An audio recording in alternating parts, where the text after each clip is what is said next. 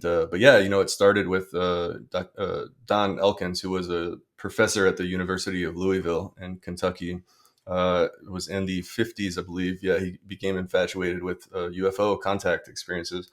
And he got his hands on something called the Brown Book, which was put together by this guy from Ford Motor Company, who had been having and developing a protocol to intentionally make contact with UFOs, and who was tracking all these UFO contact experiences. And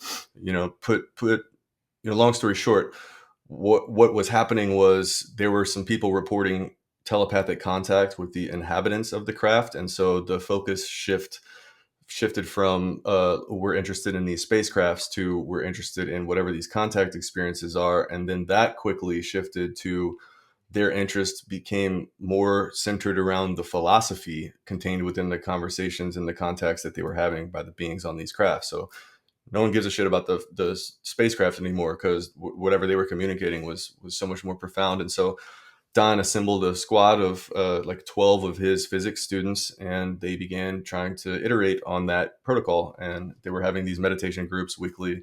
That went on for years with varying levels of success and failure. And people came in and out of the group. Some people weren't having anything happen, And then Carla came around, Carla Rueckert, who was the instrument for these channelings. She's passed away now, bless her soul. But she came around and just had a natural knack for it. And she was a Christian. And so it was kind of an interesting dynamic, and she had a really natural knack for it, and understanding how to, quote unquote, tune the human instrument to become open to contacts of this nature. And then Jim, who was on my podcast, came around, and shortly after he came into the equation was when they made the Ra contact, and they knew it was different. So they had already had material from other, quote unquote entities, whatever, collectives, whatever it is that you want to call them. And then they made the Ra contact, which introduced itself as a sixth density social memory complex, which Ra equates to somewhat akin to like a collective consciousness of a whole planetary civilization operating as one mind, like as if the human collective consciousness were millions of years more evolved and was operating or speaking to someone as a single coherent thought form that, again, as one mind. And so Ra claimed that it evolved on Venus millions of years ago, and that it had a civilization that lacked opposable thumbs. And so it's a whole bunch of really dense info in the first book.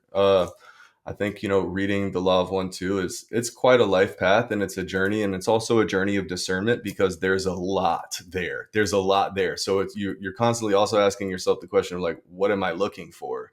Like, am I looking for this like millions of years old history of the planet Mars?